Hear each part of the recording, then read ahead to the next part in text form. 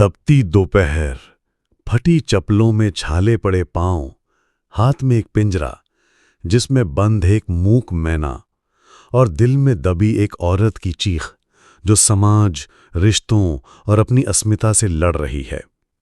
तो चलिए सुनते हैं लाजवंती की कहानी, एक ऐसी औरत की दास्तान जो टूटती है लेकिन फिर भी झुकती नहीं। मई की लू आसमान की तपती हुई भट्टी की लपट की तरह लाजवंती के चेहरे पर लग रही थी। सूरज जिसके मुंह से अग्निमय हवा निकल रही थी, लगता था कि निर्दयता से उसके पीछे खड़ा था।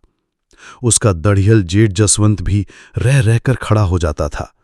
ऊपरी तौर से काम के लिए वो लाजवंती के अंकुश लगाता था, किंतु सचमुच वो उसका ध्यान अपनी ओर खींचना चाहता था।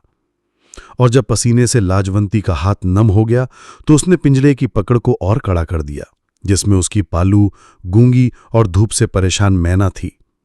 वो अपने निश्चय के अनुसार गुड़गांव तक पैदल चलने के लिए अटल थी, जहां से उसे अपने पिता के घर पटौड़ी जाने के लिए बस मिलने की आशा थी। मैना, मुझसे बोलो, कुछ कहो। मैना पिंजरे में हल्के से फड़फड़ाई।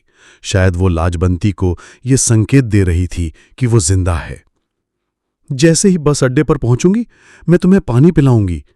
और पैरों में जहां जूतियों के तल्ले फटे हुए थे और मांस नंगा हो गया था, छाले पड़ने के कारण वो उस अकेले आम की छाया की ओर दौड़ पड़ी जो मेहरुनी गुड़गांव वाली सड़क से थोड़ी दूर पर खड़ा था।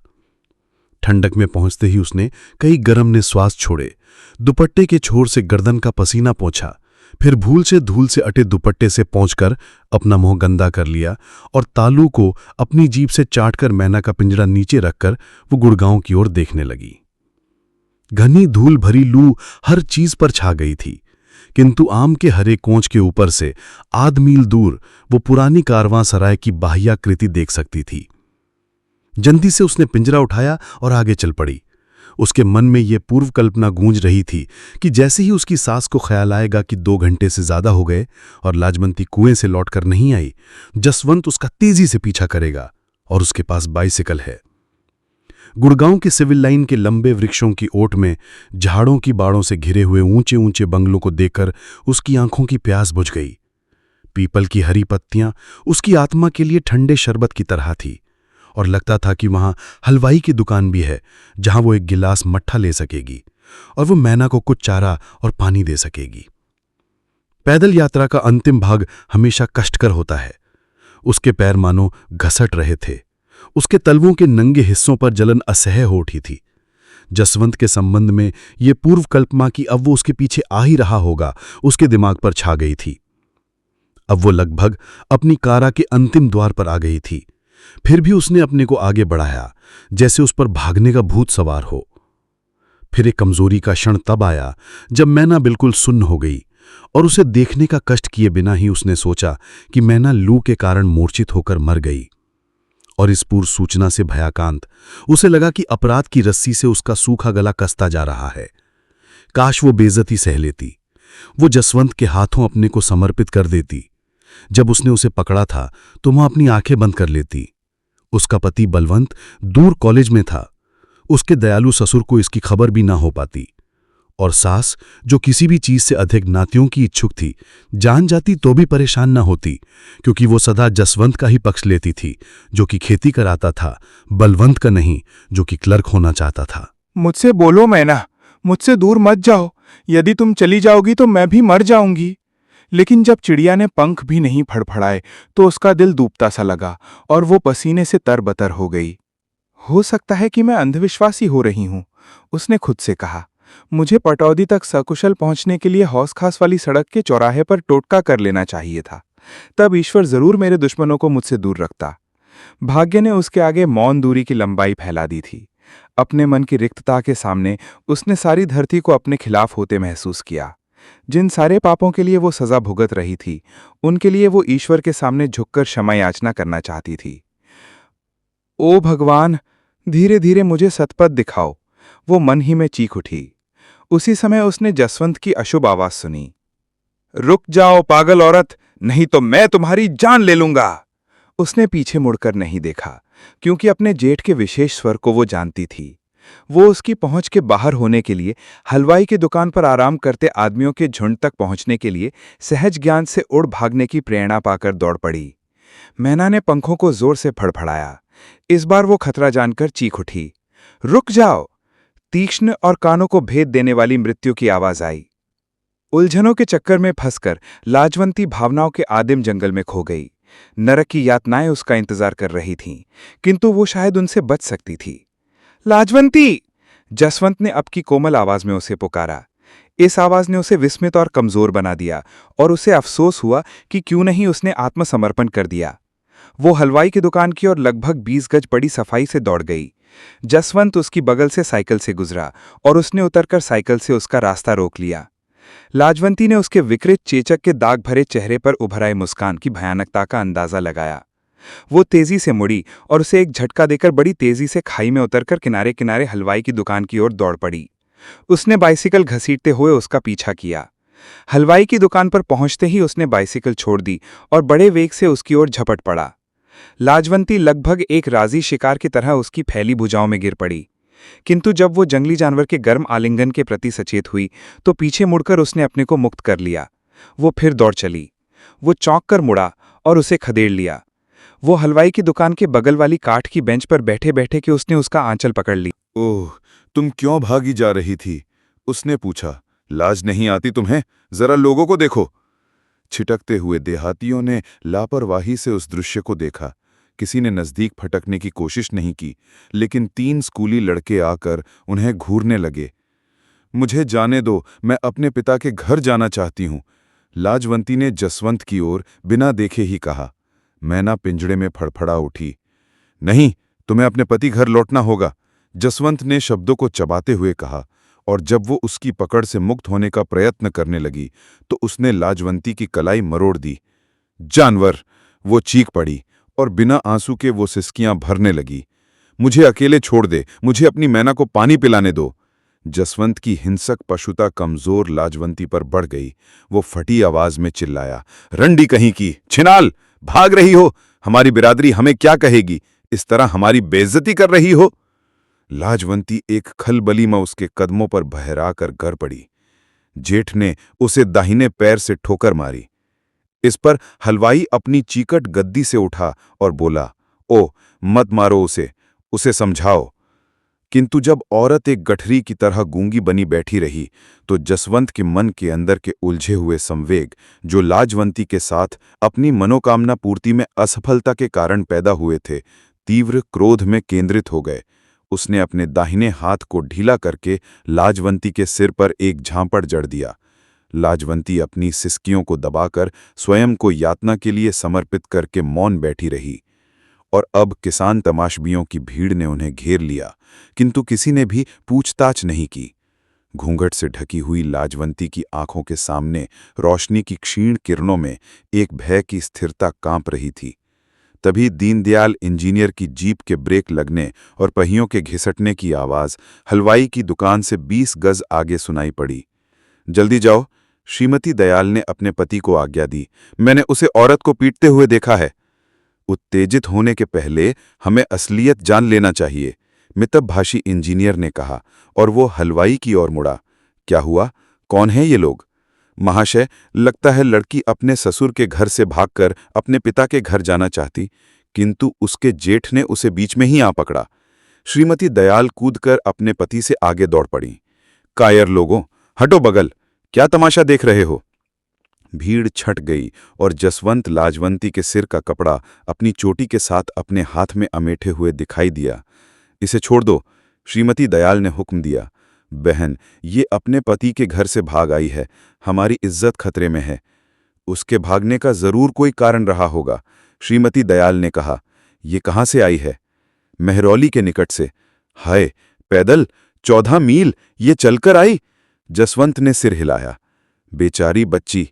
अपने पति की ओर मुड़ते हुए श्रीमती दयाल ने कहा, मैं इस लड़की को लू से नहीं मरने दूंगी। इसे जीप में बिठाओ, हम इसे अपने घर ले चलेंगे। मैं ये नहीं करने दूंगा, दबे हुए किंतु हट के स्वर में जसवंत ने कहा। मैं तुम्हें पुलिस में दे दूंगी, श्रीमती दयाल ने धमकी दी।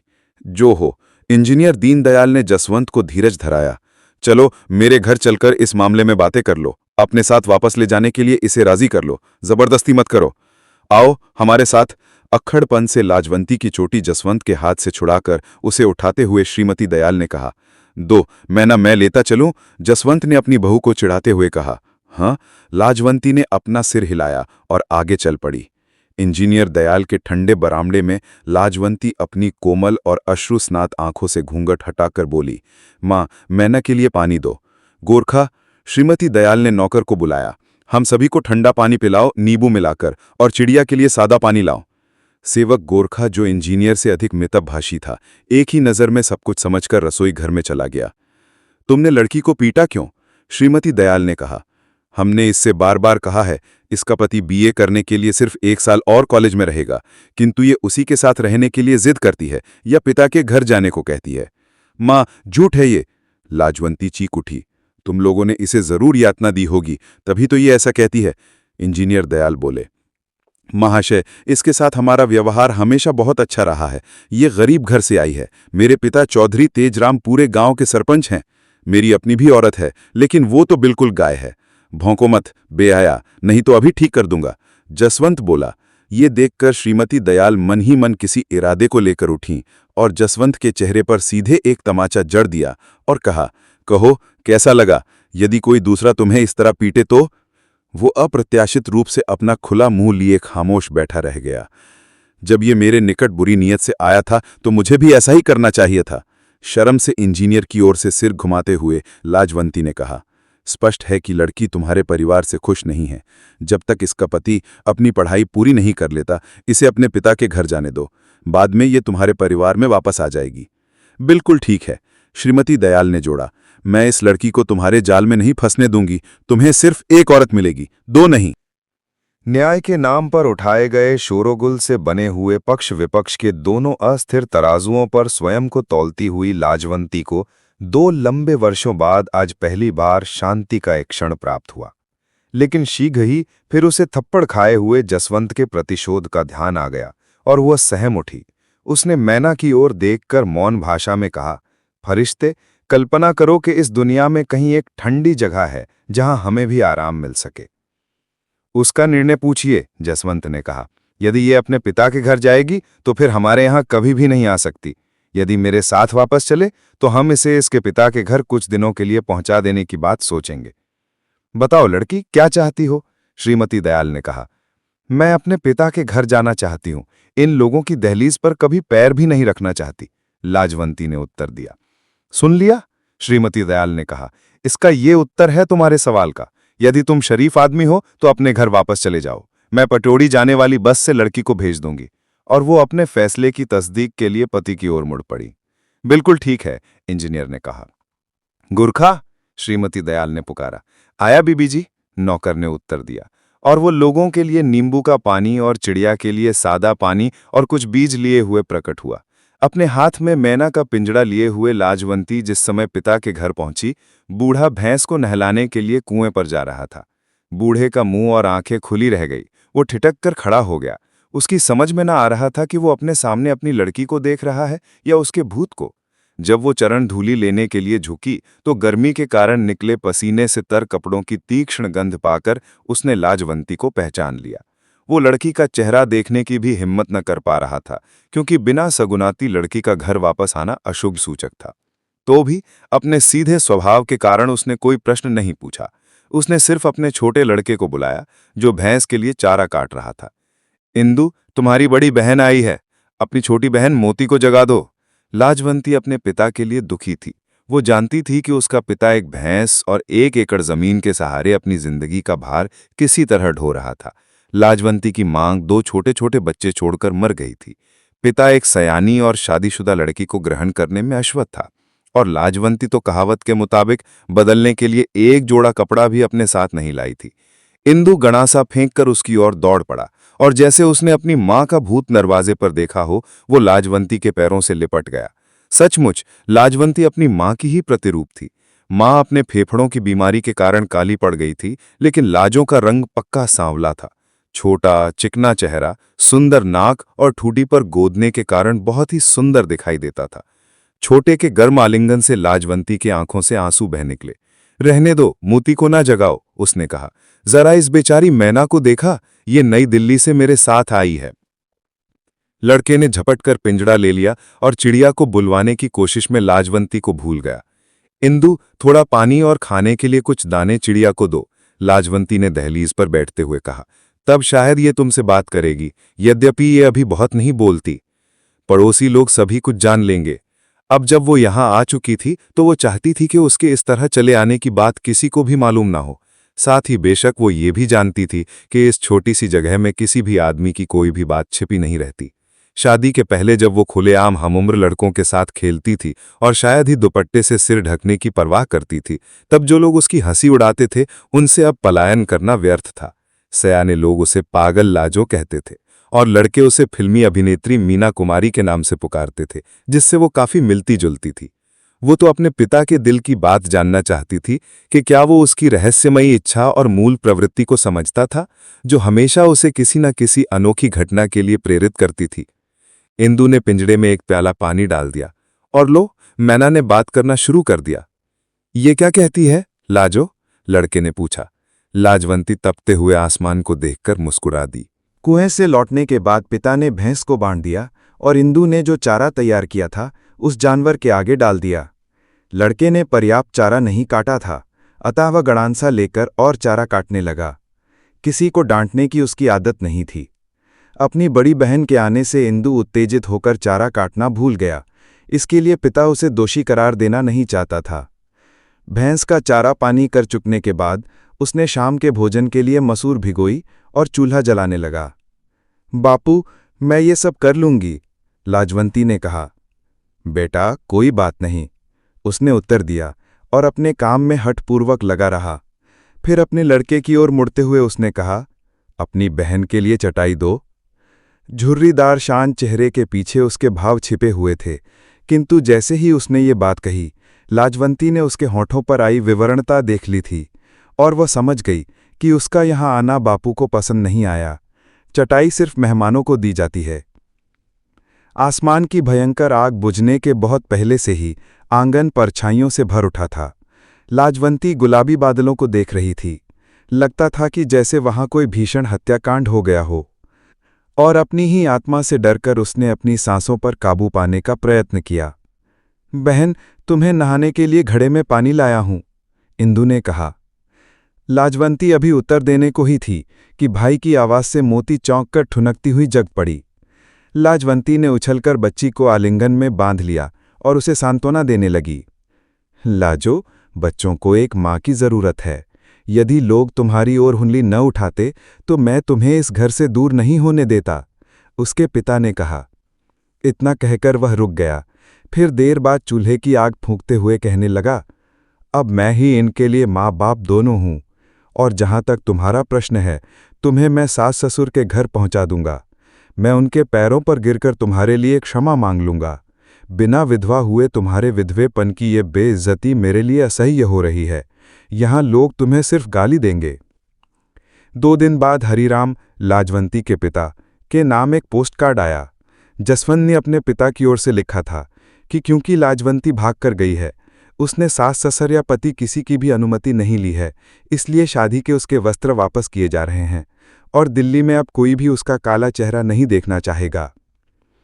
हरीराम पहले से ही किसी आदमी को भैंस और बच्चों की देखरेख के लिए खोज रहा था कि वह लाजवंती को उसकी ससुराल पहुंचा सके। उसने दाई चंपा को बुला भेजा था। उसने उसके सारे बच्चों को जन्माया था। वह पटौदी खास में रहती थी।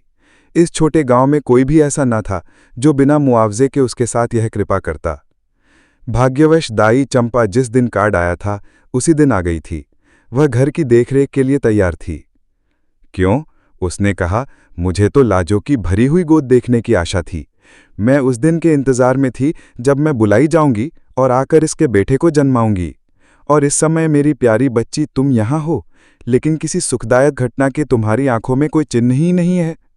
तुम अपनी माँ की प्यारी आत्मा के लिए जल्दी वापस जाओ और जल्दी ही भरी गोद लेकर आओ। मैं अपनी पगड़ी तुम्हारे पांवों पर रखता हूं, हरीराम ने चौधरी तेजराम से कहा और अक्षरशः सिर से पगड़ी उतारकर लड़की के ससुर के जूते पर रख दी। ओह, आओ आओ, मेरे पास बैठो। नीम की छाया में बैठे, हुक्का पीते हुए, बाएं हाथ से बिस्तर साफ करते हुए चौधरी तेजराम ने कहा। लाजवंती थोड़ी दूर झुकी हुई खड़ी थी। उसका चेहरा घूंघट से ढका हुआ था। वह अपनी दृष्टि ससुर की ओर से हटाकर तपते मैदानों की ओर देख रही थी। उसका कलेजा मुंह को आ रहा था। हो सकता है कि उसका जेठ जसवंत भुसौली से अचानक निकल आए, या उसकी सास ही ससुर के क्षमा करने के पहले आ जाए। साथ ही उसे यह भी मालूम हुआ कि उसे क्षमा नहीं मिलेगी। हाँ, अनिच्छापूर्वक सिर हिलाकर भले ही ससुर उसे यहाँ ठहरने की इजाज़त दे दें, लेकिन इस संकेत में अभी देर थी, क्योंकि चौधरी तेजराम मौन थे। हरिराम पास में बैठ गया तो वह हुक्का गुड़गुड़ाने लगे। इस बीच लाजवंती ने सिर पर कपड़े के नीचे पसीना एकत्रित होते हुए अनुभव किया, जो कि रीढ़ की हड्डी से नीचे की ओर बह रहा था, और उसने पिंजरे में अपनी प्यारी मैना को देखा कि कहीं वह मर तो नहीं गई। यात्रा इस बार आरामदायक थी। पटौदी से गुड़गांव तक वह बस से आए थे। फिर वह गुड़गांव से बस से वहां तक आए थे जहां से उसके ससुर का गांव आध मील दूर था। मैना को शांत बैठे देखकर इशारे से कहा, मेरी मैना, बताओ अब क्या होगा? जैसे तुम पास आती हुई बिल्ली देखकर डर से फड़फड़ा उठती हो, उसी तरह इस समय मेरा दिल भी धड़क रहा है। मैं नहीं जानती कि जसवंत ने अपना इरादा बदल दिया है और वह मेरा पीछा अब नहीं करेगा। चूंकि मेरे बापू मुझे वापस लाए हैं, इसलिए अब मैं अपने आप को समर्पित कर दूंगी। अब मेरा पतन पूरा हो जाएगा। उह, काश मैंने पहले ही उसकी हविस पूरी कर दी होती और अपने पति के बारे में न सोचता, जो कभी भी यह सब ना जान पाता। अब तो मैं बिल्कुल हार गई और अब शब्दों का कोई मतलब नहीं है, और तिस पर भी मेरे अंतर में इच्छा और जीवन है। भावनाओं की नदी बह रही है, अंतः सलीला सरस्वती की तरह, जो धरती के नीचे नीचे बहती है।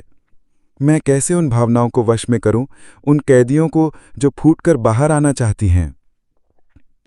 उसने वस्तुस्थिति समझने के लिए आंखें खोलीं।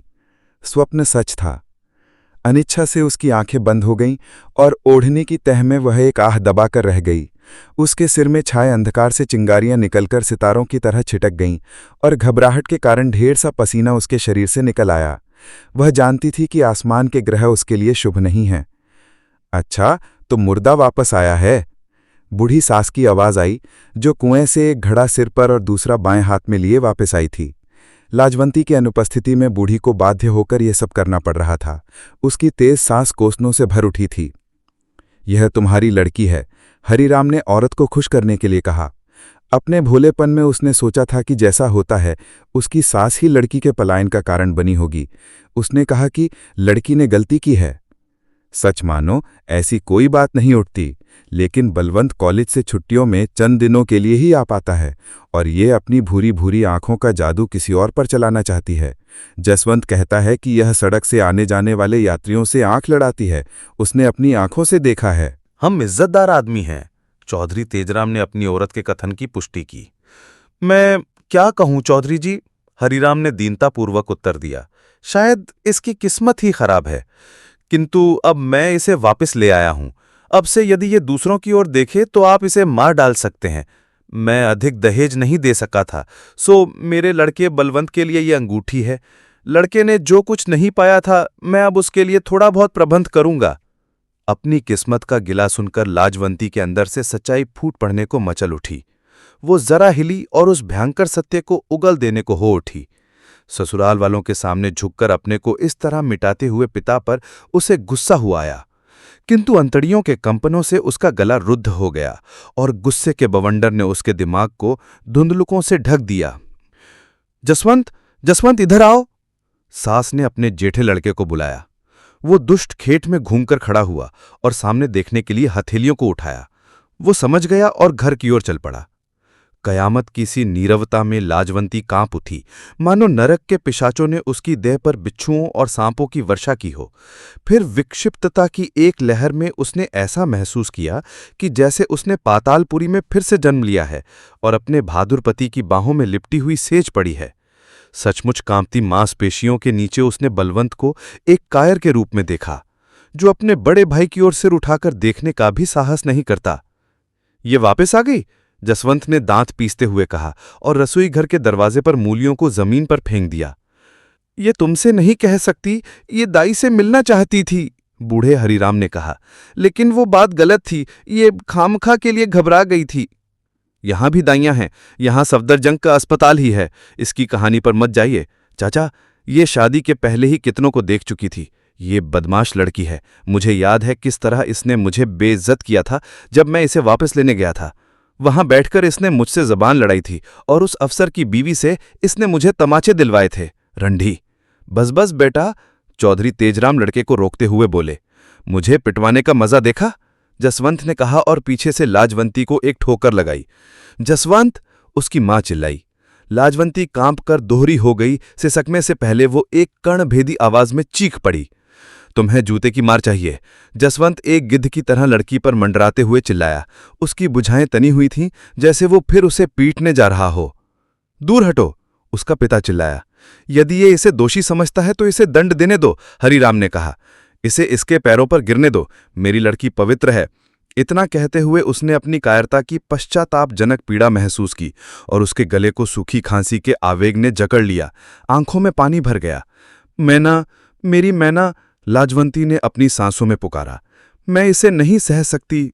धोखेबाज, मक्कार, चुड़ैल, कहकर जसवंत उसके पिता की ओर मुड़ा। इसे यहां से ले जाइए, इसकी यहां कोई जरूरत नहीं है। सारी बिरादरी के सामने इसने हमारी बेइज्जती की है। इतना गुस्सा नहीं होते बेटा, चौधरी तेजराम लड़के को रोकते हुए बोले। आप जैसी बुद्धि भगवान सबको दे। मैं जानता था कि आप दया दिखाएंगे। अब मैं आपकी शरण में इसे छोड़े जाता हूं। यदि चाहें तो आप इसे मार भी सकते हैं, किंतु जब तक बच्चे से इसकी गोद ना भर जाए, इसे मेरे पास ना भेजें। यदि ये इस तरह दोबारा आएगी तो मैं वो बेइज्जती सहने के लिए जिंदा न रहूंगा। मैना, मेरी मैना, हमेशा के लिए मैं चली जाऊंगी तो कौन तुमसे बातें करेगा? लाजवंती ने बाल्टी से चुल्लू भर पानी लेकर पिंजरे की मैना को नहलाते हुए पूछा। मैना पानी की छींटों से बचकर दूर फुदक गई। मेरी नन्ही, यदि तुम्हें पानी में डुबा दूं तो तुम चीखोगी? लाजवंती ने पूछा। उत्तर में मानो चिड़िया किनारे चली गई। उसके चक्कराते दिमाग के चारों ओर जो जल की लहरें उठ रही थीं, उनसे दूर अब वो कुएं की जगत पर बैठी हुई थी। यदि वो सोचना बंद कर दे, उसने महसूस किया, तो वो फिर इसे कभी नहीं कर पाएगी। अभी नहीं तो फिर कभी नहीं। कुएं पर इस समय उसके और मैना के सिवाय कोई नहीं था। गांव की औरतें शान के लिए पानी ले चुकी थीं। जल्द ही अंधेरा हो जाएगा। जहां वो बैठी थी वहां से जरा सा झुकने से ही काम बन सकता था। माँ, ओ माँ, वो अपने अंतर में पुकार उठी। बापू, लेकिन नहीं, अब अधिक इंतजार नहीं, और उसने अपने घड़े को एक झटका देते हुए अपने अनिश्चय से घबराकर जबरन अपने को आगे उचका दिया। वो बड़ी बुरी तरह से कुएं में गिरी। उसका बायां कंधा बगल के पत्थर से टकरा गया था और वो कुएं में किनारे की ओर गिरी थी। एक क्षण के लिए वो थमक गई। ऊपर से गिरने के कारण वो पहले पानी में पूरी गहराई तक चली गई थी, लेकिन दूसरे क्षण ही उसने जोर से अपने शरीर को ऊपर उठते हुए महसूस किया। दुर्भाग्य से वो तैरना भी जानती थी। वो अपनी सांसों को छोड़ने का निश्चय नहीं कर सकी और उसका सिर झटके से पानी के ऊपर आ गया। वो अब पानी पर बहती हुई तैर रही थी। अब भी मौका था। धड़ तक ऊपर आकर वो फिर नीचे डूबी और उंगलियों से उसने अपनी नाक दबा ली। वो कुछ क्षण तक पानी के नीचे दबी रही। फिर दबी नाक को हाथों से छोड़ते हुए उसने अपने को डुबाने का प्रयत्न किया, लेकिन सांस लेने के लिए उसका सिर पानी से ऊपर आ गया। लाजवंती, लाजवंती बदमाश, बाहर आओ, उसकी सांस की कांपती हुई आवाज आई। भले लोगों का ये रास्ता नहीं है। पानी में कोई दरार नहीं थी जहां वो अपने सर को घुसेड़ सकती। ये बूढ़ी औरत कैसे आ गई? वो अकेली रहती तो दूसरे या तीसरे प्रयत्न में अवश्य ही कुएं के पर्दे में बैठ गई होती। उस अंधेरे में भी पलायन का कोई रास्ता नहीं था और कुएं के बाहर का जीवन पहले से भी कहीं अधिक नारकीय हो जाएगा। धीरे से वो फिर पानी में डूब गई। उसकी नाक और मुंह से पानी भरने लगा और वो डूब गई। अभी वो पूर्ण रूप से चेतन नहीं होने पाई थी कि उसने अपने को कुएं के पास नीचे कीचड़ में लेटे पाया। कोई उसके ऊपर बैठा उसका पेट दबा रहा था। उसके मुंह और नाक के छेदों से पानी की टोंटी बह रही थी। हवा की बासी गंध उसके तालू पर यूं लगती थी मानो जीवन स्वयं सांस बनकर पहुंच गया हो, और वो अपनी भारी पलकों के नीचे जैसे घुली जा रही थी। उसकी सांसों की कड़वाहट जैसे कम होती जा रही थी और नींद से उसकी आंखें ऐसी लग रही थीं जैसे वो एकटक देख रही हो, और तिस पर भी एक क्षण में उसकी नाक और मुंह से ढेर सारा पानी बाहर निकल आया। अब अपने भीतर वो अपने मूर्ख और दुखी हृदय को चूर चूर होते सुन सकती थी, और तब उसकी अलस पलकें खुली और अब वो अपने बगल में रखे पिंजरे में मैना को देख सकती थी। अफसोस की दिल की धड़कन और सिर दर्द की हदों को पार करते हुए उसने मौन भाषा में कहा, मेरे लिए कोई रास्ता नहीं है। मैं जीवित रहने के लिए विमश हूं